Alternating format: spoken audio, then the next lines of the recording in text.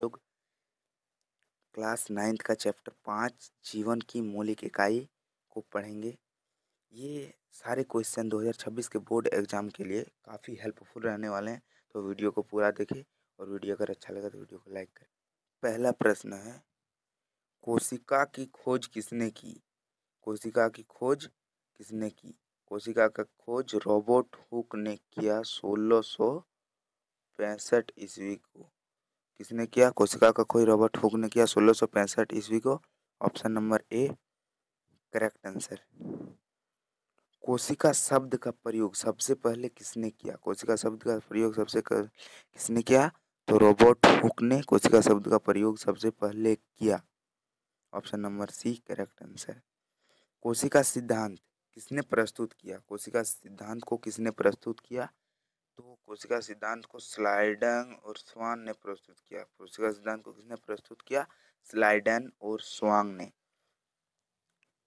Option number A. सबसे छोटी ज्ञात कोशिका कौन सी है? सबसे छोटी ज्ञात कोशिका कौन सी है? माइक्रोप्लाज्मा। सबसे छोटी ज्ञात कोशिका माइक्रोप्लाज्मा। अगला क्वेश्चन, पादप कोशिका का बाहरी परत क्या कहलाती है? पादप कोशिका का बाहरी परत को कोशिका भित्ति कहलाता है। पादप कोशिका का बाहरी परत को कोशिका भित्ति कहलाता है। कोशिका भित्ति मुख्य रूप से किससे बनी होती है? कोशिका भित्ति मुख्य रूप से किससे बनी होती है? तो सेलुलोज से बनी होती है। कोशिका भित्ति मुख्य रूप से सेलुलोज की बनी होती है। कोशिका का शक्ति ग्रह यानी कि पावर हाउस किसे कहा जाता है? कोशिका का पावर हाउस माइक्रोकॉन्ड्रिया को कहा जाता है।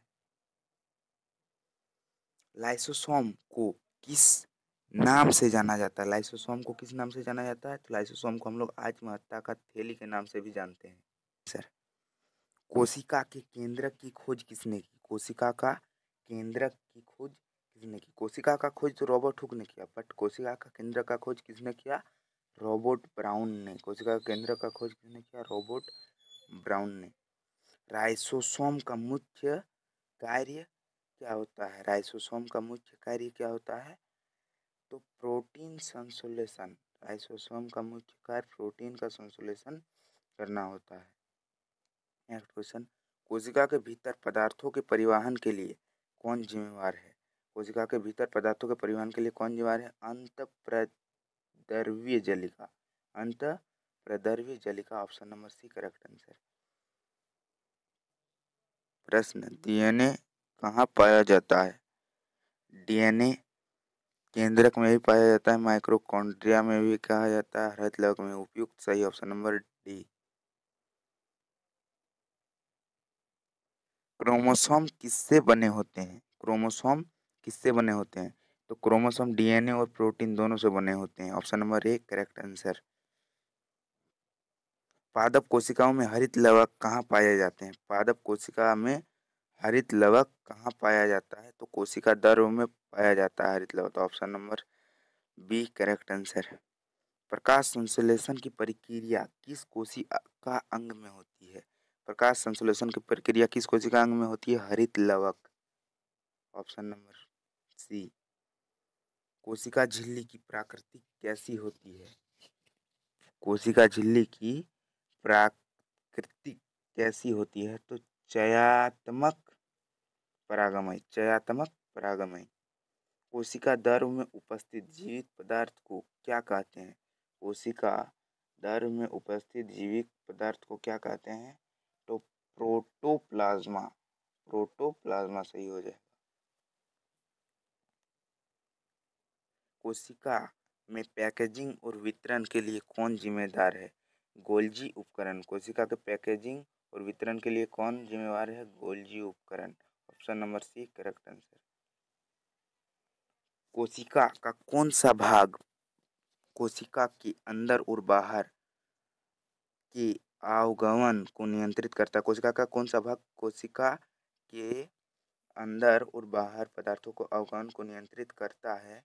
तो आंसर हो जाएगा कोशिका झिल्ली। आंसर क्या हो जाएगा? कोशिका झिल्ली। कोशिका विभाजन के दौरान गुणसूत्र किस रूप में होते हैं? तो कोशिका विभाजन के दौरान गुणसूत्र किस रूप में होते हैं? गुणसूत्र गुणसूत्र के रूप में ही होते हैं। कोशिका द्रव क्या है? कोशिका द्रव क्या है? कोशिका द्रव कोशिका झिल्ली और केंद्रक के बने बीच के तरल पदार्थ को कोशिका द्रव कहते हैं। कोशिका द्रव किसे कहते हैं? कोशिका झिल्ली और केंद्रक के बीच के तरल पदार्थ को कोशिका द्रव कहते हैं। तो ऑप्शन नंबर बी सही हो जाएगा। अगला क्वेश्चन, कोशिका में जीन कहाँ पाए जाते हैं? कोशिका में जीन कहाँ पाए जाते हैं? तो कोशिका में जीन केंद्रक में पाए जाते हैं। Option number B correct answer. पादप कोशिका की सबसे बड़ी रिक्तिका होती है। पादप कोशिका में सबसे बड़ी रिक्तिका क्या होती है? अपशिष्ट संग्रह। पादप कोशिका की सबसे बड़ी रिक्तिका का मुख्य कार्य क्या है? अपशिष्ट संग्रह। कोशिका में मौजूद तरल पदार्थ को क्या कहते हैं? कोशिका में मौजूद तरल पदार्थ को क्या कहते हैं? तो कोशिका में मौजूद तरल पदार्थ को साइटोलोस कहते हैं। तो आज के लिए इतना ही, मिलते हैं अगले वीडियो के साथ। तो अगर वीडियो को अच्छा लगा तो वीडियो को लाइक करें और चैनल में नए हैं तो चैनल को सब्सक्राइब करें। ये क्वेश्चन 2000